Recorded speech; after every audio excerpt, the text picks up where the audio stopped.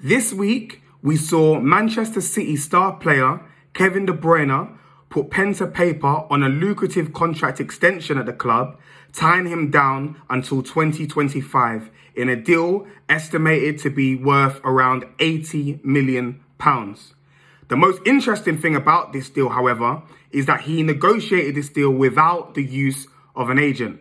We're going to talk about that on this video.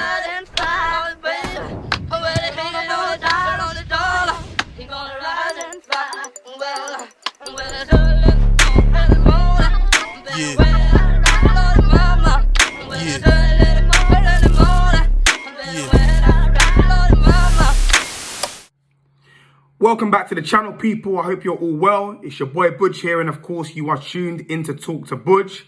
Now, before we get it cracking with this video, as I always do, I've got to remind you, you're more than welcome, but you need to wipe your feet before you come in.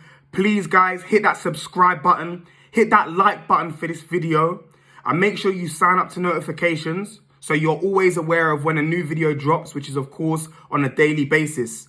Now, we're starting this channel from the ground up. We started it a few weeks ago, and we're building it brick by brick. But in order for us to be able to do that, I need your help and I need your support.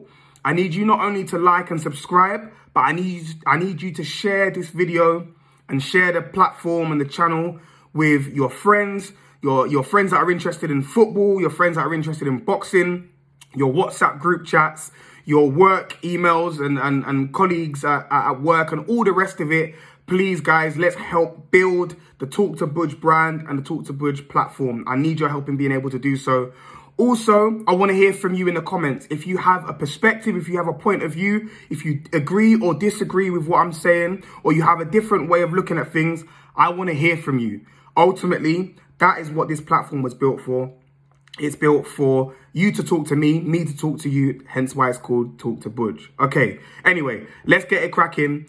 The topic of this video is Kevin De Bruyne and his contract extension at Manchester City. Now, Kevin De Bruyne is currently in his 6th season at Manchester City, and the contract extension that he's now signed will see him basically complete a decade at the club, right? He had 2 years left on his deal prior, but then committed to this extension, which of course illustrates the importance of him to the club and the future ambitions of the club. The fact that he obviously had 2 years left, he was already the highest earner at the club, and the fact that they've extended it just shows how vital and pivotal he is to the club's future plans and of course Pep Guardiola's future plans. Now, his current record at City stands at 255 appearances in all competitions, 65 goals and 105 appearances. He's got 15 plus Premier League assists in 3 out of 6 of the seasons that he's played in the Premier League for Manchester City so far.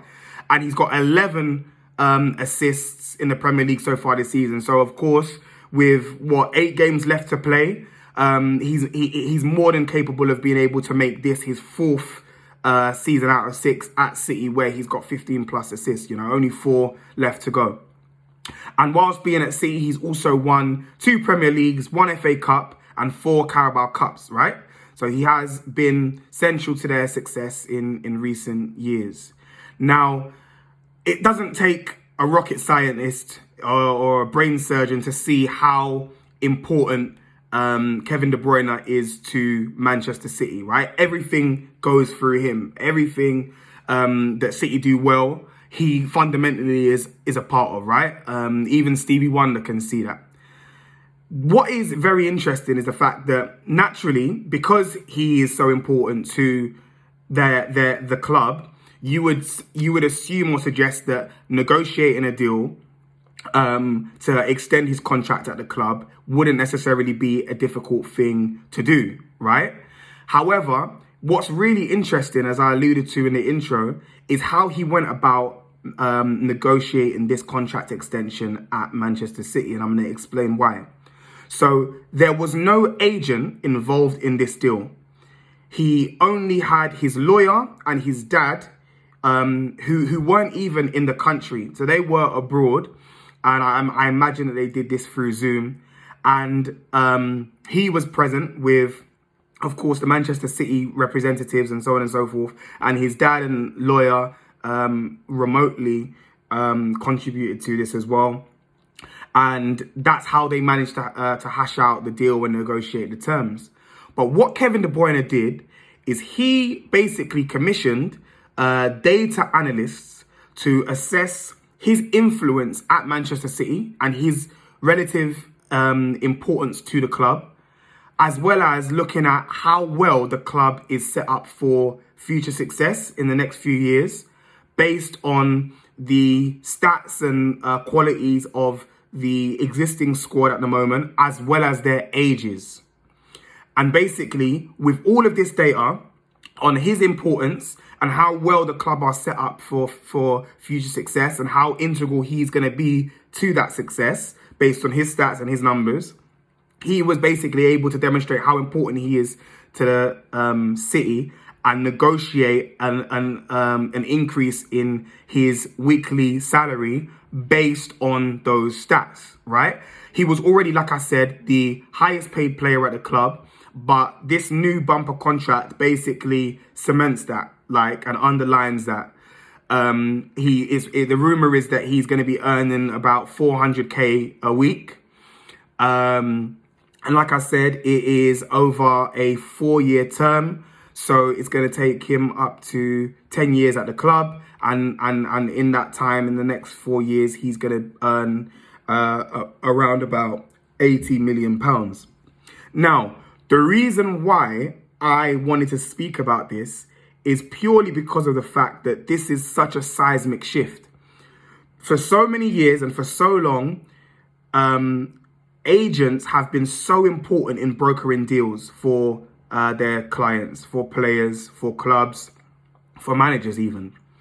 It's been so important that you've had that middleman who, of course, has their commission and has their portion of whatever deals are negotiated between players and clubs and extensions on contracts and all the rest of it.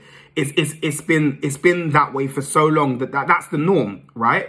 You have FA registered intermediaries here in the UK who are the ones who ultimately are the player liaison and who deal with clubs and who are the middleman and negotiate all of those things. And even there's been so many times, how many interviews have we seen where there are rumours surrounding a player, where a player is rumoured to want to be agitating for a move to go to another club, or a player is linked with another club, and they're asked by the media, what's happening with this? Is this true? So on and so forth. And we hear that same old line over and over again.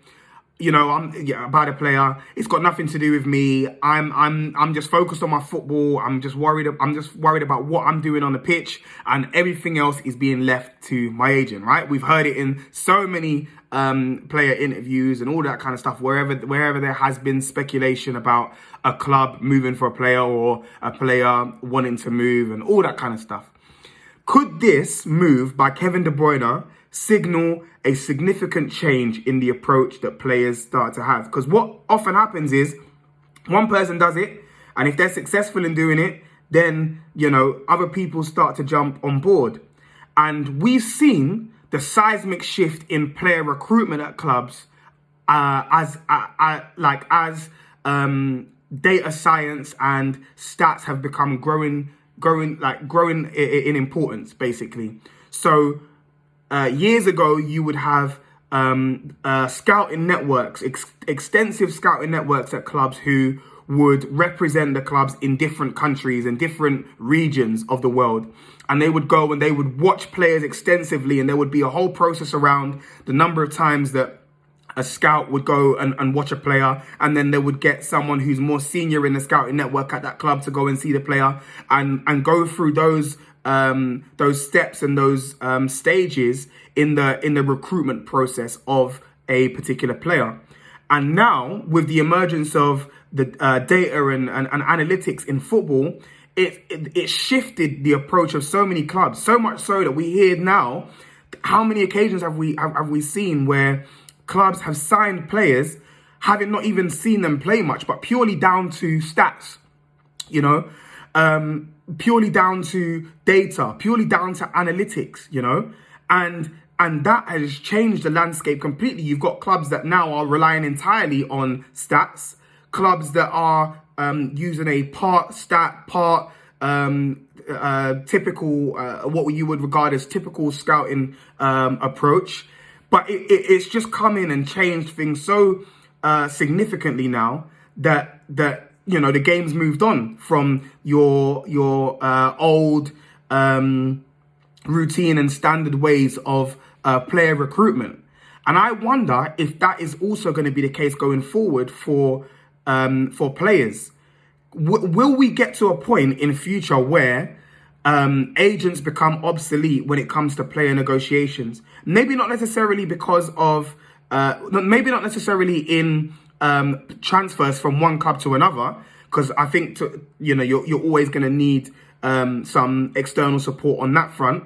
But when it is particularly around players signing extensions at their existing clubs and wanting to demonstrate how important they are to their respective club, maybe we're going to see this happen more and more. Maybe this is something that will start to be the norm going forward, and players will start to commission these analytics agencies who will dissect and assess how important they are to their club, and they are then empowered to take this data to their clubs and use it as a bargaining tool. Ultimately, it's just very, very interesting how things are starting to change and how there is more of a shift towards data and analytics and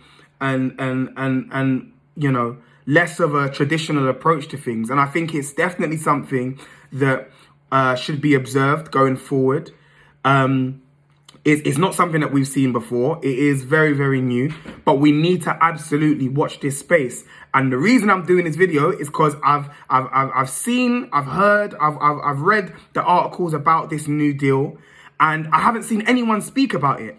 But it's like, this is something that absolutely we should be speaking about, because this could change the game as we know it, like when it comes to player negotiations and contracts and so on and so forth. So I thought I absolutely need to do a video on this. I need to talk about it because, you know, maybe I'm not the only one that's thinking about it. Maybe there's someone else out there who also, you know, is thinking that this could potentially be a game changer.